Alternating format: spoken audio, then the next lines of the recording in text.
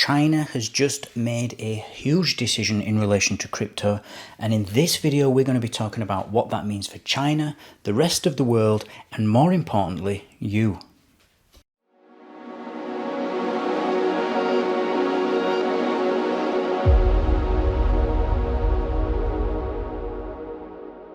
Today's episode is sponsored by Cake Wallet, where you can send, receive, and even exchange your crypto right from within the wallet.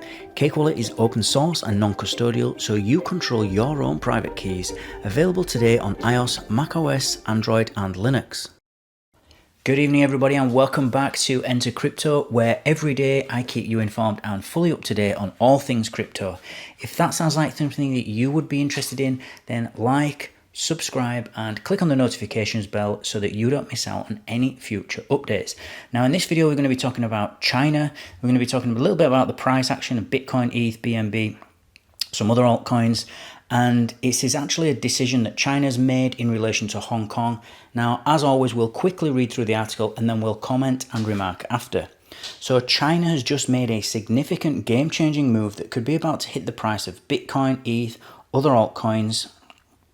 Bitcoin, Ethereum and other major cryptocurrencies have lost momentum recently despite traders eyeing a $6 trillion 2024 earthquake.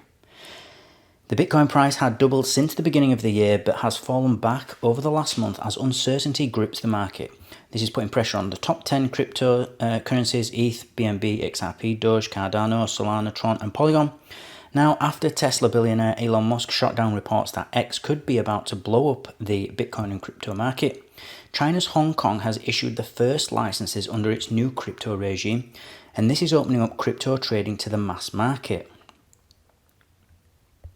Now, the first licenses were awarded this week to Bitcoin and crypto exchanges Hashkey and OSL, and this allows them to serve retail customers in the city of Hong Kong, a so-called special administrative region of China.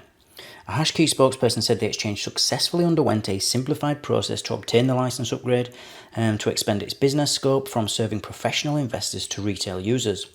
This is fulfilling market demand for a licensed platform that offers users a safer and simpler process for buying and storing crypto. This is a significant first mover advantage, OSL chief exec Hugh Madden said in a statement, saying traders can now trade Bitcoin and ETH on his platform. Earlier this year, Hong Kong announced its new crypto licensing regime designed to help the city become a global Bitcoin crypto hub amid a global crypto crackdown that sent some of the biggest US Bitcoin and crypto companies scrambling to find new homes around the world. China's 2021 Bitcoin, ETH and crypto crackdown, which saw expel crypto companies and so-called miners who maintain blockchain networks, sparked a sudden price crash, wiping billions of dollars from the combined crypto market and sparking panic among traders. Some have even said they expect the reopening up of China to Bitcoin and crypto could trigger the next price boom. In June, the chief exec of the stablecoin issuer Circle, Jeremy Allaire, who oversees the $28 billion USDC stablecoin, said he sees enormous demand for digital assets in emerging markets, with China and Asia at the centre. Hong Kong is clearly looking to establish itself as a very significant centre for digital assets, markets and stablecoins, and we are paying very close attention to that, Allaire told Bloomberg at the World Economics Forum in Tianjin, China. And so Hong Kong has been the financial centre, epicenter for the rest of the world when it comes to finances and throughput for all the major cities and major companies and banks from around the globe. And this has been going on for decades now. And it looks like Hong Kong wants to now be also seen as the epicenter for crypto. And I think this is coming about because, as we've seen with the SEC and Gary Gensler in the US, kind of be unfriendly towards crypto to almost purposefully, I want to say, provide a lack of regulations for us to abide by. It makes things very confusing for crypto businesses to start up anything there, or it's very difficult to start a business in a place where you don't actually know the rules, you don't know if you're complying with the law and with the regulations or not, and it's an extra risk that a business does not want or need. And so obviously businesses will automatically just go and migrate to places where it's business friendly. And it's no different with crypto. If we find a crypto friendly country like Portugal and Malta, you'll notice, or Dubai, you'll notice that a lot of the influencers, a lot of exchanges are based in these places because they have clear regulation.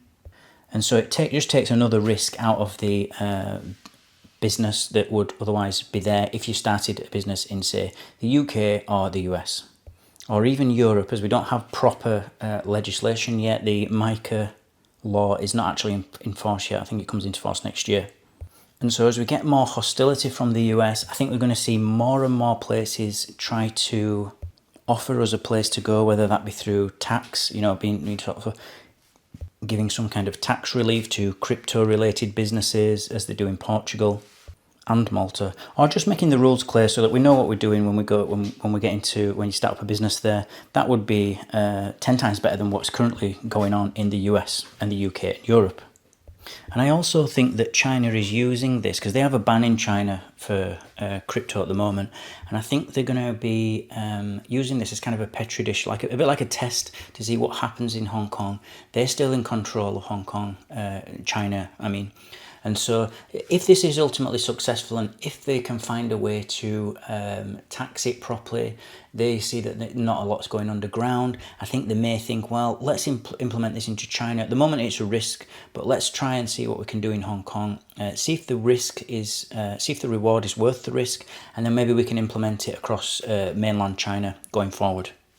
I think that's what the CCP will be looking at doing now with this. And so a really interesting article. Articles about China are always really interesting because of the amount of times that China's actually banned crypto and then unbanned it and then banned it again. And so it's always fun to watch. Now that's what I've got for you today, guys. As always, thank you for watching. Thank you for listening. Don't forget to like and subscribe if you found some value in this video, and I shall see you all tomorrow.